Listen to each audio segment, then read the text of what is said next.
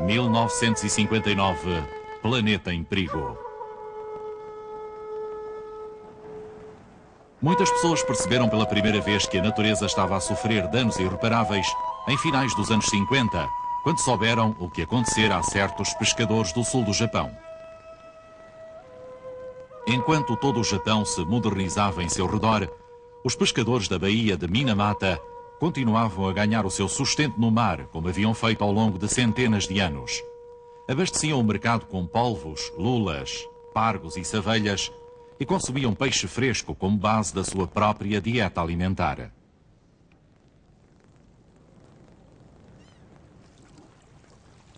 O primeiro sintoma de que algo estava mal surgiu quando os gatos, consumidores do peixe de Minamata, começaram a comportar-se de modo estranho.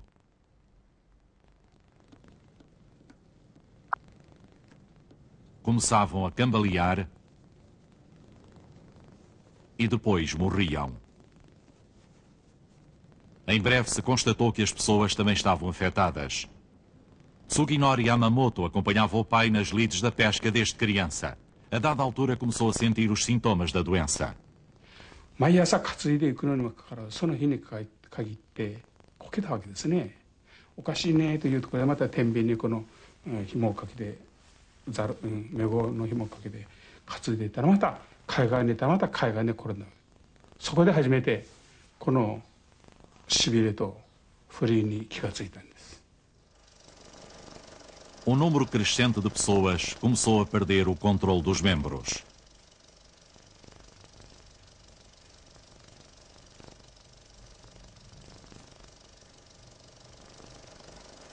Os médicos de uma universidade local filmaram os acessos de tremores.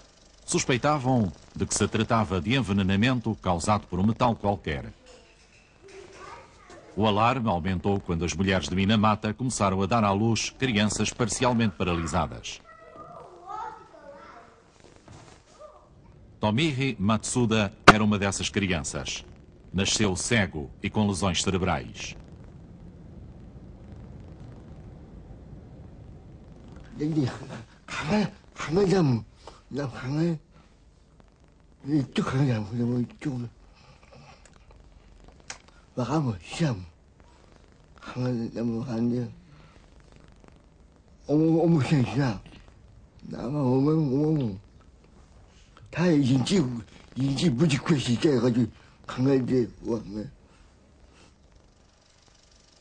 A misteriosa doença foi batizada com o nome de doença de Minamata e em 1960 já causara 70 mortos e afetara milhares de pessoas. Nunca existira qualquer caso de envenenamento antes de se ter construído uma fábrica de produtos químicos na Bahia. Mas a companhia Shiso, proprietária da fábrica, negou ter qualquer responsabilidade no caso e continuou a descarregar os seus efluentes no mar.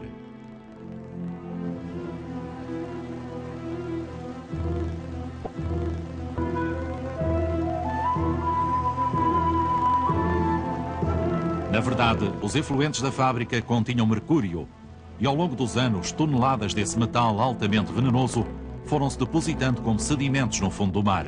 As savelhas, os pargos e as lulas incorporaram-no nos seus sistemas e as pessoas que comiam o peixe local estavam a ficar envenenadas. As análises realizadas pela própria companhia Shiso revelaram que a causa da doença era o mercúrio, mas a administração ocultou os resultados.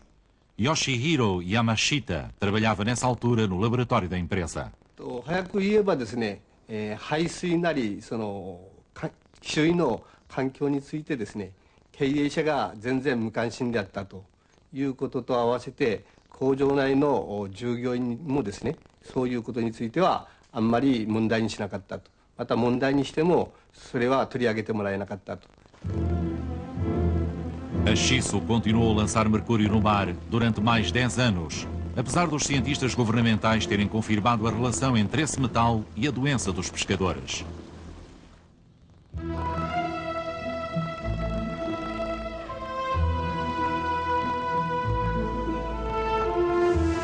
No final dos anos 50, quando surgiram os primeiros casos da doença de Minamata, pensou-se que se tratava apenas de um problema local.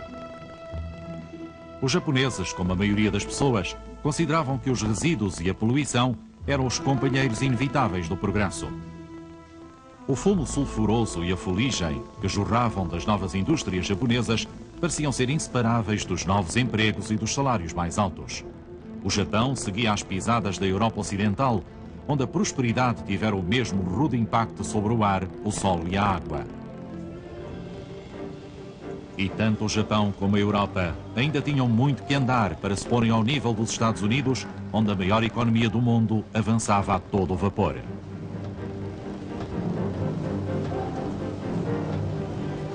In those days, the plant manager didn't give a damn about the city.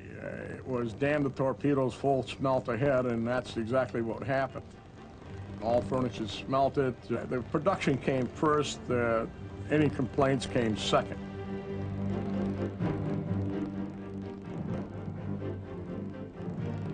Karl Bagg trabalhava em Chicago numa empresa de caminhos de ferro. A sua atitude era típica dessa época.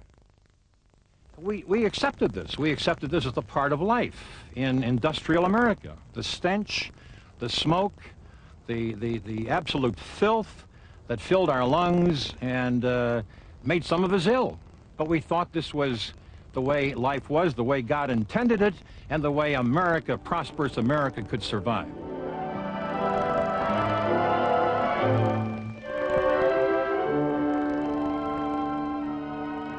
Os trabalhadores tinham agora acesso aos novos bens de consumo com os salários mais altos que oferiam.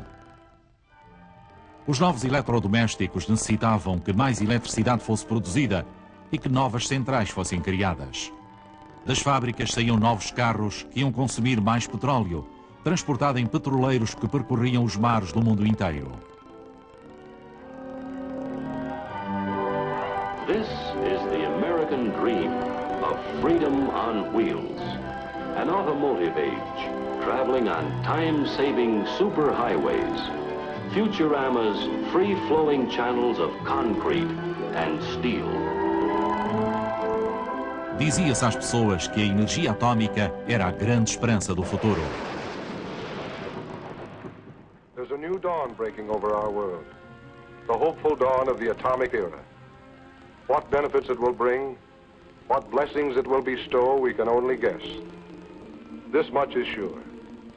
The same forces, the same laws, the same hopes that brought us to this threshold are still at work. With faith in ourselves and the destiny that guides us, we can move forward to new and even greater achievements in the atomic era. This is the hope that awaits us in this new dawn's early light.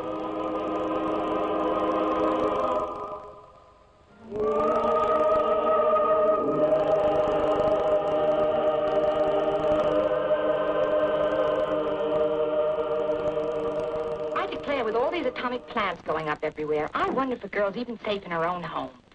I just hope they know what they're doing. Who's lead?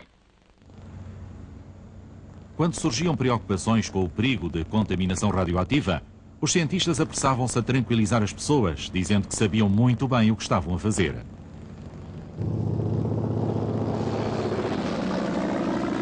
Nas zonas rurais, a indústria química assumiu o comando. Os seus novos pesticidas pareciam ser a resposta às preces dos agricultores. Grasshopper Control Leader, Wyoming. Be on guard for possible outbreak. Warning. State Grasshopper Control Leader, Nevada. Tremendous egg population, your state. Montana. Be on guard. Possible grasshopper outbreak. Texas, Arizona. Utah. Airplanes chartered by ranchers, states, and the federal government baited millions of acres of rangeland in the most heavily infested areas, spraying insecticides that spelled death to the invaders. O DDT e outros pesticidas eram baratos e eficazes. Ao destruírem os insetos, aumentavam as colheitas e melhoravam a qualidade. Contudo, a confiança no progresso científico estava prestes a ser abalada. Foi um livro que desencadeou essa mudança de atitude. O livro Primavera Silenciosa foi publicado em 1962, causando grande sensação, pois a sua autora, Rachel Carson, afirmava que os tão gabados pesticidas estavam a causar danos irreparáveis. I think added together, They mean that unless we do bring these chemicals under better control, we are certainly headed for disaster. Bióloga experiente, Rachel Carson desafiava todos os pressupostos do progresso. Chemicals are the sinister and little recognized partners of radiation in changing the very nature of the world, the very nature of its life. These sprays, dusts, and aerosols are now applied almost universally to farms, gardens, forests, and homes. Non-selective chemicals that have the power to kill every insect, the good and the bad, to coat the leaves with a deadly film, and to linger on in soil. Can anyone believe it is possible to lay down such a barrage of poisons on the surface of the earth without making it